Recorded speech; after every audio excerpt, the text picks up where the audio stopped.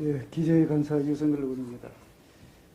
금융당국이 강도 높은 대출 조이기에 나서면서 시중 주요 은행들이 주택담보대출 그리고 전세자금 대출을 중단하고 있습니다. 또 신용대출 한도 축소에 들어갔습니다.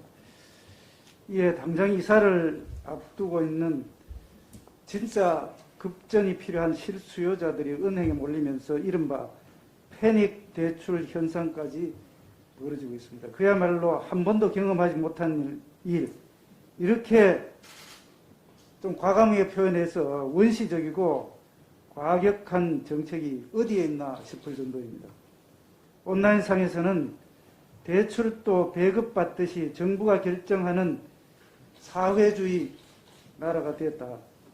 국민을 거지처럼 구걸하게 만드는 한심한 정부라는 비판이 터져나오고 있습니다.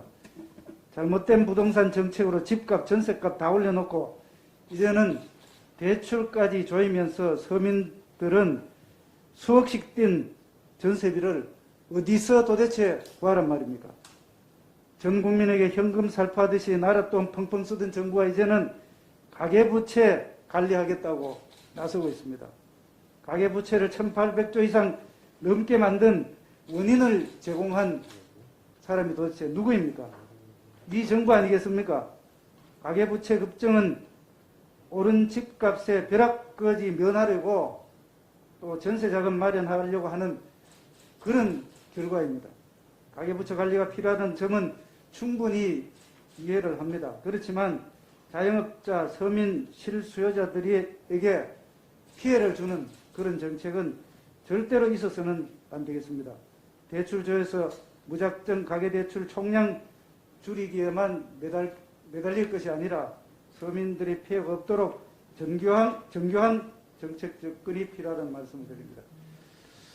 조금 전에 우리 예결위원장님께서도 말씀하셨습니다만 문재인 정부 끝까지 확장 재정, 나라빚 돈잔치 예산을 편성했습니다.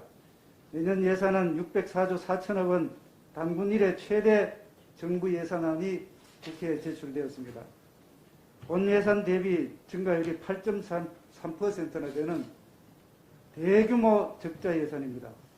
수년간 적자 예산 편성을 하고 있습니다.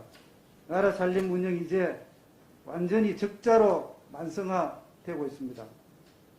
문재인 정부 5년간 한 번도 경험하지 못한 돈 뿌리기 재정정책의 마지막 예산안입니다. 문재인 정권은 2022년도 예산안을 통해서 사상 최대의 기록들을 모조리 지금 갈아치우고 있습니다. 사상 최대 예산으로 정부 예산안 600조 시대를 개막함과 아울러서 전체 4년 동안, 5년 동안 51%나 지출을 증가시키고 있습니다. 사상 최대의 나라빚, 국가 채무가 1,000조 원을 돌파를 할 것입니다. 5년간 408조 원 이상의 국가 채무가 늘었습니다. GDP 대비 부채 비율, 국가 채무 비율도 사상 최고치를 찍습니다. 2017년도에 36%인 GDP 대비 국가 채무 비율이 내년도에는 50.2%로 5년간 14.2%포인트나 증가를 했습니다. 이것은 그 앞정부 이명박 정부의 5.82% 증가, 그리고 박근혜 정부 3.4%포인트 증가에 2배를 넘는 그런 수준입니다. 조세 부담률도 20.4%로 GDP 대비 최고치를 지금 갈아치웠습니다. 예산은 꼭 필요한 곳에 효율적으로 사용해야 됩니다.